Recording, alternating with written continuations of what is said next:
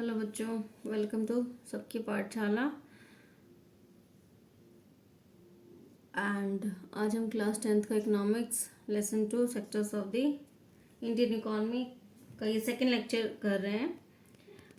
देखते हैं इसमें आपको कितना मिलता है।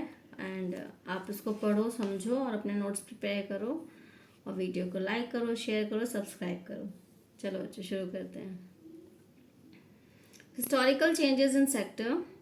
Generally, it has been noted from the histories of many now developed countries that at initial stages of development, primary sector was the most important sector of the economic activity. अब यहाँ से एक चीज़ तो क्लियर है कि initial से अभी तक, मतलब जब तक डेवलपमेंट चल रहा था तब तक जो सबसे इम्पोर्टेंट सेक्टर है वो क्या है? आपका primary sector. As the method of farming changed and the agriculture sector began to prosper, यानी बढ़ना शुरू हो गया, it produced much more food than before. Many people could now take up other activities. There were increasing number of the craft person and trader. Buying and selling activities increased many times. Besides, there were also transporters, administrator, army, etc. However, at this stage, most of the goods produced were natural product from the primary sector, and most people were also employed in this sector. अब हमें क्या बताया जा रहा है कि जैसे जैसे एग्रीकल्चर सेक्टर यानी प्राइमरी सेक्टर डेवलप हुआ, मतलब उसमें प्रोडक्शन ज़्यादा होने लगा, इंक्रीज होने लगा, तो जो अदर फैसिलिटीज़ थी, जैसे अदर जो मतलब सर्विसेज थे, जैसे कि ट्रेडर जो है वो होने लगे, मतलब उनको बेचने के लिए ट्रांसपोर्टर्स होने लगे, उनको एक जगह से दूसरी जगह पहुंचाने के लिए एडमिनिस्ट्रेटर्स होने लगे, आर्मी वगैरह से, ये सब चीज़ें जो है वो स्टार्ट हुई. यानी कि प्राइमरी सेक्टर जैसे डेवलप हुआ, यानी प्राइमरी सेक्टर जैसे ही आपका डेवलप हुआ, उसके साथ ही कौन सा सेक्टर आ रहा है? आपका सर्विस सेक्टर. यानी कि अब क्या चाहिए आपको? सर्विसेज चाहिए. Over a long time, more than 100 years, and especially before new method of manufacturing were introduced, factories came up and started expanding. Those people who had earlier worked on farm now began to work in factories in large numbers. They were forced to do so. As you read in history chapters, people began to use many more goods that were produced in factories at cheap rates. Secondary sector gradually became the most important in total production and employment. Hence, over time, a shift has taken place. This means that the importance of sector had changed. अब जैसे जैसे ही मतलब नई चीज़ें जब बनने लगी, यानी कि जैसे आपका सेकेंडरी सेक्टर आने लगा, तो अब लोग जो हैं वो एम्प्लॉयमेंट के लिए कहाँ जा रहे हैं? आपका सेकेंडरी सेक्टर में जा रहे हैं. यानी कि प्राइमरी सेक्टर ने जनरेट किया सर्विस सेक्टर को, और जब लोगों ने नई नई चीज़ें बनाना स्टार्ट किया, यानी फैक्टरीज स्टैब्लिश होने लगे, तो अब लोग कहाँ शिफ्ट हो रहे हैं? एम्प्लॉयमेंट के लिए सेकेंडरी सेक्टर में शिफ्ट हो रहे हैं. In the past 100 years, there has been a further shift from secondary to tertiary in developed countries.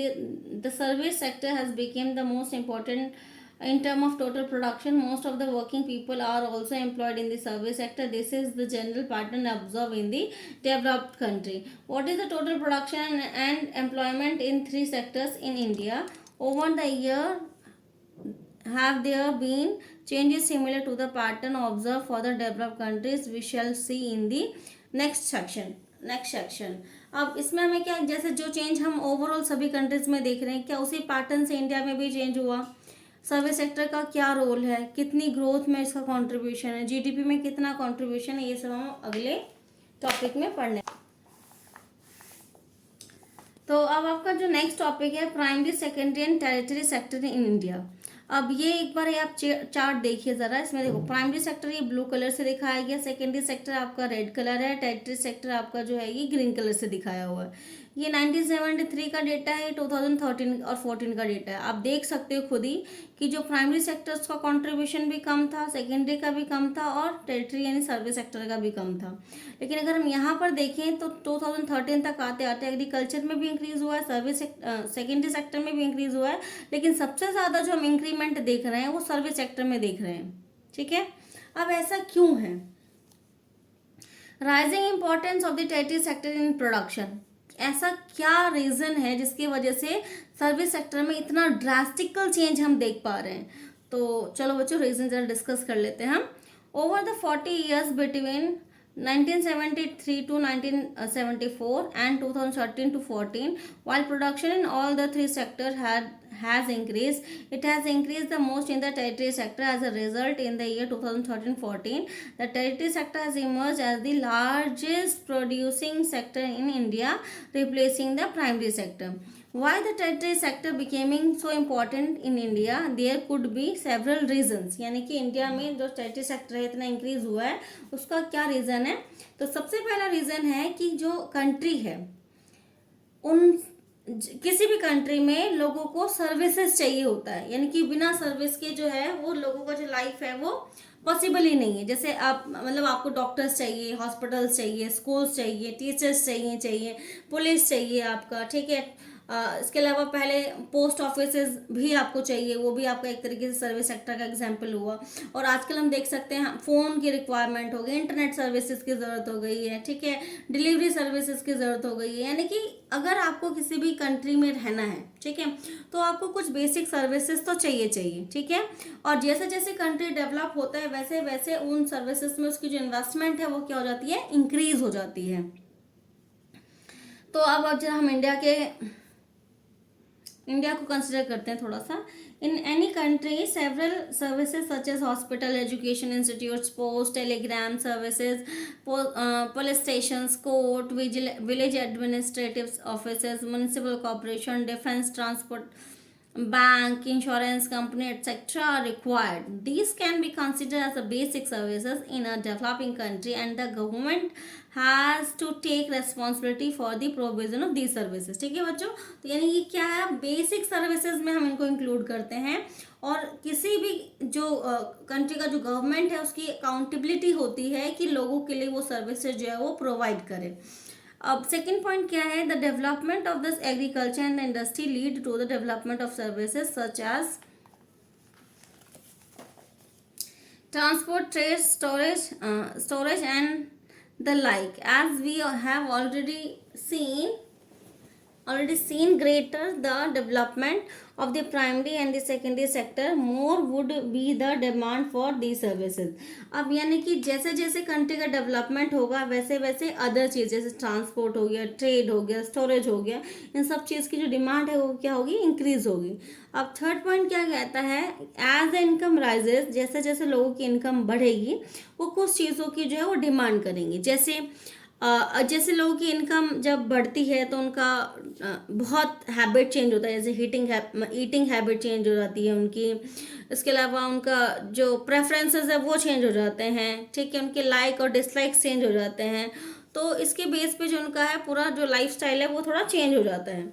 तो जैसे कि अब लोगों की इनकम जब बढ़ती है तो वो टूरिज्म पे ज़्यादा खर्च करते हैं, मतलब घूमने जाते हैं अपनी फैमिली के साथ, शॉपिंग पे ज़्यादा वो लोग मतलब खर्च करते हैं। इसके अलावा प्राइवेट हॉस्पिटल्स में अपने जो भी अगर ट्रीटमेंट करवाना है तो प्राइवेट हॉस्पिटल्स में ट्रीटमेंट कराना पसंद करते हैं, अपने बच्चों को प्राइवेट स्कूल्स में पढ़ाना पसंद करते हैं। तो इस तरीके से क्या है, मतलब यहाँ वेकेशंस पे मतलब आउट ऑफ इंडिया या इंडिया में कहीं मतलब बाहर चले गए, इस तरीके से क्या है, तो उनका क्या है, प्रेफरेंस चेंज हो रहा है, उनकी लाइफस्टाइल चेंज हो रही है, ठीक है। तो इसीलिए आजकल हम देख रहे हैं कि जैसे जैसे इनकम लोगों की बढ़ रही है वैसे वैसे जो उनका लिविंग स्टैंडर्ड है, जो लिविंग स्टाइल है वो काफ़ी ज़्यादा चेंज हो चुका है। फोर्थ है, ओवर द पास्ट डिकेड और so certain new services such as those based on the information and communication technology have become important and essential, and the production of these services have been increasing rapidly. इसके अलावा जैसे जैसे हम देख रहे हैं कि डेवलपमेंटल चेंजेस आ रहे हैं तो वैसे वैसे जो जैसे टेक्नोलॉजी में एडवांसमेंट आ रहा है जिसकी वजह से जो लोगों के प्रेफरेंसेस है वो चेंज हो रहे हैं। और जो नया, जैसे आजकल देखो बिना इंटरनेट के लोगों का मतलब रहना ही मुश्किल है, तो ये भी क्या एक तरीके से सर्विस सेक्टर का एग्जाम्पल हुआ।